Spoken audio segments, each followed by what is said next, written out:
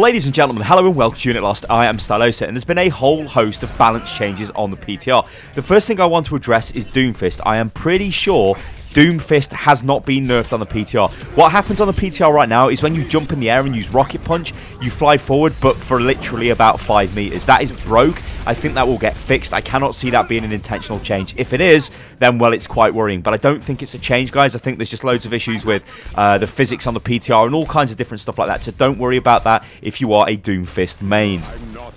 Okay, let's talk about Mercy, because Mercy has had another change on the PTR. So obviously she's been massively reworked, and she is a much more interesting hero from my point of view, but I'll go into a little bit more detail on that in a second. But what has happened to Mercy is they have changed Valkyrie. So what happens now is Valkyrie is not as fast as it used to be before. She will move at 9 meters per second instead of 11, so that's a pretty big nerf. Also as well, her pistol now fires at the normal rate, which you can see there. Like, it's not some sort of ridiculous machine gun. It still doesn't need to be reloaded, but it just fires at the normal rate. Everything else remains the same with Mercy. This hero now is literally one of the best heroes in the game from my point of view. It is so involving to play. You see me just fly in there, Guardian Angel'd in, popped res, used Valkyrie, got another res, flew up into the air, started to do a bit of damage on my pistol, pulled out my staff, started damage boosting, started healing. It is so involving to play as a hero. I know this is a massive controversial topic, and I know there's a lot of people out there who are like, well, Mercy, you know, she's radically different than she was before. Is this the way Blizzard are going to go with game changes? Is that positive or negative? And there's both ways of looking at this. Yeah, it's positive in the sense of it breathes new life into heroes, and it makes people like me, and there'll be a lot of you guys out there who think, oh, I'll give Mercy a go now, whereas before you might not have played that hero because maybe you just don't like the way the hero works. Now, though, you come and play the hero. But that begs the question, what about the guys who were playing the old Mercy? What do they think? Do they agree? Well, I've spoken to some top 500 and some GM Mercy players, and pretty much all of them agree that they like the changes. But the problem is, that's a very specific community. Everybody else, I'm not sure. You guys have got to be honest in the comments below and just leave comments about what you think about this new Mercy. I think what I'd like to do in this video now is just talk a little bit about the way this Mercy plays and just show you a little bit of like kind of early PTR gameplay. It's very difficult on PTR to get a balanced game because of just the nature of PTR.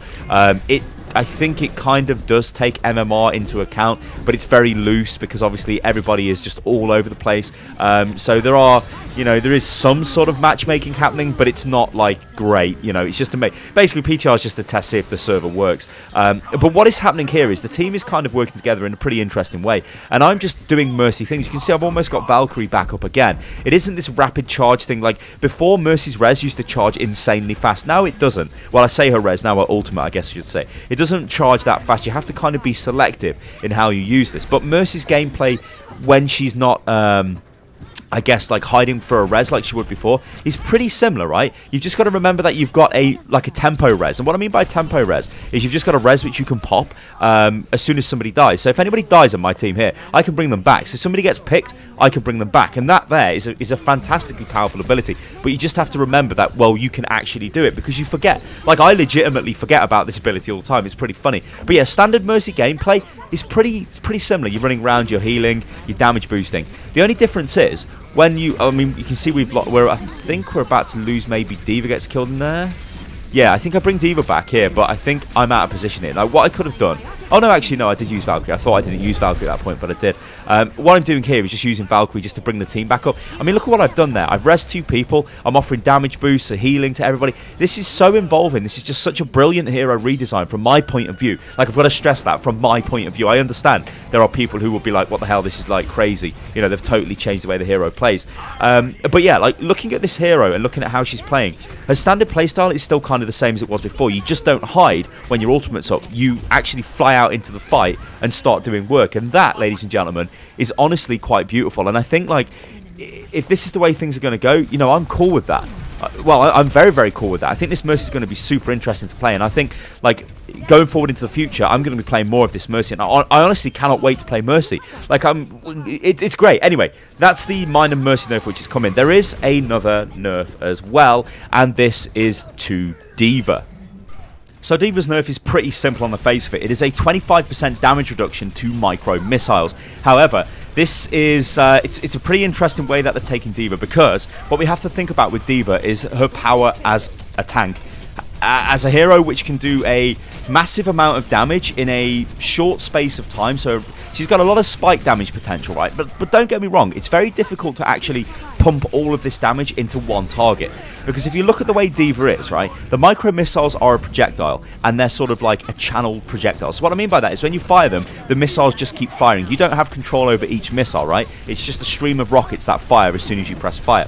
Her primary weapon, so her fusion cannons, are a hit scan point blank range weapon. So what that means is you're firing exactly where your crosshair is pointing. But micro missiles are different because they've got travel time because they're a projectile. So this means micro missiles, even though they do a lot of damage, and micro missiles before this nerf actually used to do 206 damage, which was kind of a bit crazy because it meant if you could fire all of the rockets into a DPS hero, you pretty much would kill them, right? Or even a support hero, that would do, you know, a lot of damage. Like there was a Widowmaker I remember killing where I just sort of fired missiles into her and she died. Admittedly, she stood there and took all of the missiles, which wouldn't generally happen.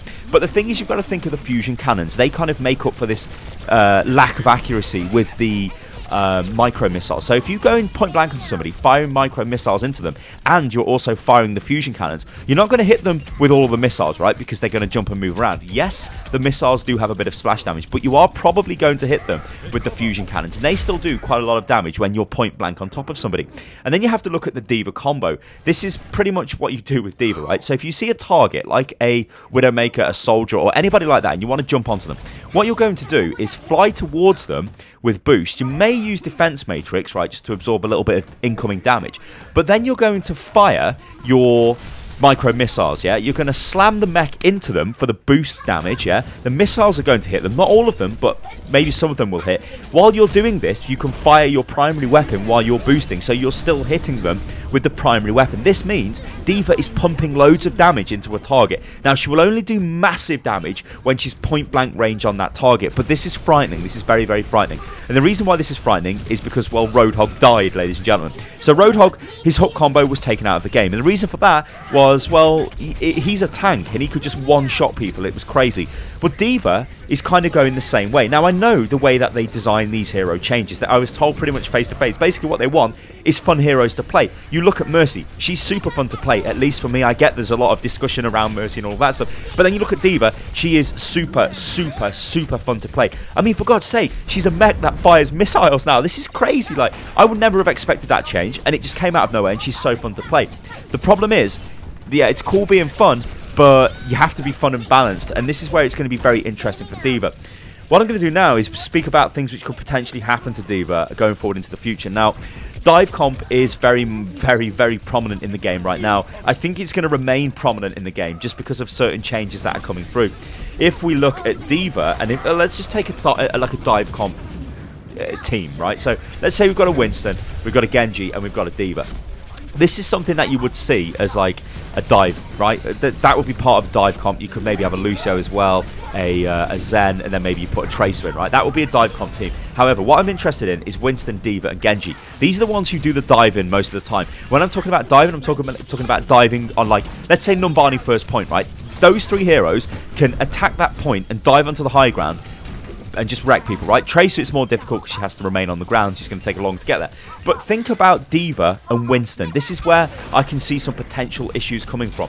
These two heroes together have a massive amount of health. They have a massive amount of spike damage potential. Because Winston, if he lands on top of you, he does damage. He lands, he melees, then he starts firing at you with his Tesla cannon. He's done quite a bit of damage to you there. But then with D.Va behind him, slamming the mech into you, firing micro missiles into you, firing a primary fire into you. I mean, if you're a Zenyatta, you're dead, ladies and gentlemen. You're just dead. Like, if they target focus you hard, you are absolutely dead. And then the question becomes, how do you deal with this? Well, maybe Doomfist is the answer to this, because Doomfist can act as anti-dive in a way. If Winston dives in, Doomfist can fly through with the fist and punch them off the target. But is it going to be enough? Because the amount of damage D.Va can do in conjunction with Winston, at least what I'm seeing in my mind, is kind of frightening, like really, really frightening. So I don't think we're going to see those, well, we're not going to see Winston go away anytime soon, but I think we're going to see D.Va kind of used as much as she was before.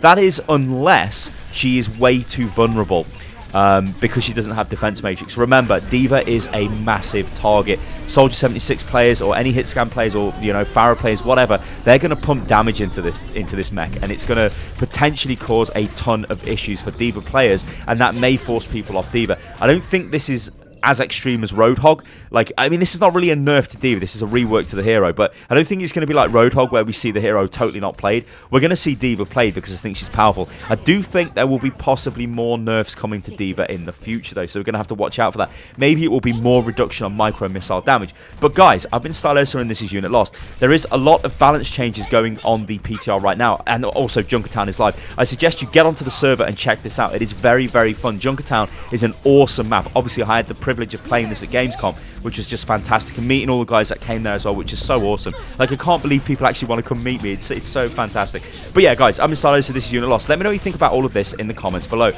Maybe you've got some meta predictions. Maybe we can do a discussion on meta as well. That would probably be quite interesting in a future video. But anyway, guys, I'll catch you on the next one. You can follow me on Unit Lost. No, follow me on Twitter, which is @UnitLostGaming, and you can join the Discord, which is discord.gg/UnitLost, and I will catch you on the next one. Toodaloo.